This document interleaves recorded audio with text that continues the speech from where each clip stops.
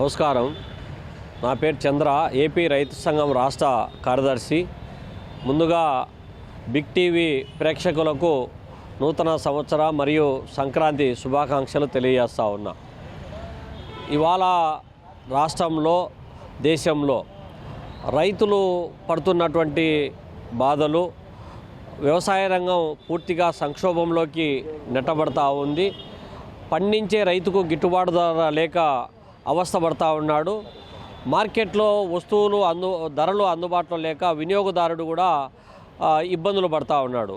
అంటే పండించేవాడు ఇబ్బందుల్లో ఉన్నాడు, కొనుగోలు చేసేవాడు ఇబ్బంది పడతా ఉన్నాడు. మధ్యలో దళారీ వ్యవస్థను కీలక పాత్ర పోషిస్తూ ఉంది. రైతులకు అందాల్సినటువంటి ధర ఏదైతే ఉందో ఆ ధర రాబందుల పాలవుతూ ఉంది అనేటువంటి దాన్ని ఇవాళ చాలా కీలకమైనటువంటి అంశం.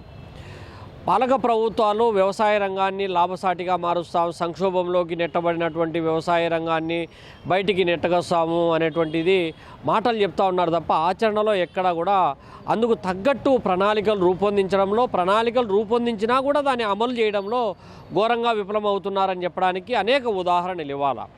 రాష్ట్రంలో వ్యవసాయానికి సంబంధించినటువంటి రైతు భరోసా కేంద్రాలు రాష్ట్ర ప్రభుత్వం చాలా ప్రతిష్టాత్మకంగా ఏర్పాటు చేసింది. వాస్తవంగా కూడా దాని ఆలోచన అయితే అద్భుతమైనటువంటి ఫలితాలు ఇస్తుంది అనేటువంటి ఆలోచనతో రైతులు ఎదురు చూశారు.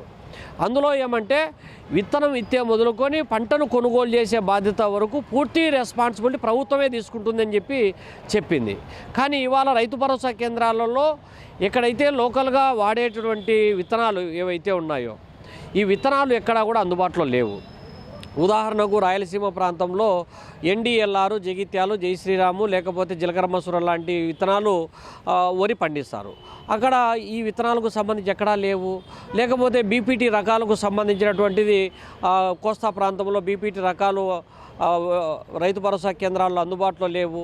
కాబట్టి రైతులకు సంబంధించినటువంటి విత్తనాలు కావచ్చు, ఎరువులు కావచ్చు, పురుగు మందులు కావచ్చు, ఇవి అందుబాటులో లేకపోవడం వల్ల అనివార్యంగా ప్రైవేట్ కంపెనీలు, ప్రైవేటు బయ్యర్స్ దగ్గరికి, ట్రేడర్స్ దగ్గరికి పోయేటప్పటికి అక్కడ ఏమవుతా ఉంది, కల్తీ మందులు, కల్తీ ఎరువులు, నకిలీ విత్తనాలు, నకిలీ ఎరువులతో రైతులు తీవ్రమైనటువంటి ఇబ్బందులు పడడమే కాకుండా ఇవాళ వ్యవసాయానికి అవసరమైనటువంటి పెట్టుబడి ఏదైతే ఉందో, పెట్టుబడి విత్తనాలు, ఎరువులు, పురుగు మందుల ధరలు అమాంతం పెరుగుతూ ఉన్నాయి. కూలీల రేట్లు అమాంతం పెరుగుతూ ఉంది. కౌలు రేటు అమాంతం పెరుగుతూ ఉంది. కానీ ఆచరణలోకి వచ్చేటప్పటికి అన్ని కష్టాలను అధిగమించి అధిక వడ్డీలకు గవర్నమెంటు సహకార సంఘాల ద్వారా కావచ్చు, జాతీయ బ్యాంకుల ద్వారా కావచ్చు, వ్యవసాయ రుణాలు పూర్తిగా ఏ ఏడాదికి ఆ ఏడాది రెన్యువల్ చేసి స్కేల్ ఆఫ్ ఫైనాన్స్ ప్రకారము వాళ్ళ అవసరానికి తగ్గట్టు రుణాలు ఇవ్వకపోవడం వల్ల అనివార్యంగా అధిక వడ్డీలకు తెచ్చుకోవాల్సినటువంటి పరిస్థితి ఇవాళ దాపురిస్తూ ఉంది. దాని ఫలితంగా ఏమంటే పెట్టుబడి భారం పెరుగుతూ ఉంది, వచ్చే ఆదాయం గణనీయంగా పడిపోతూ ఉంది.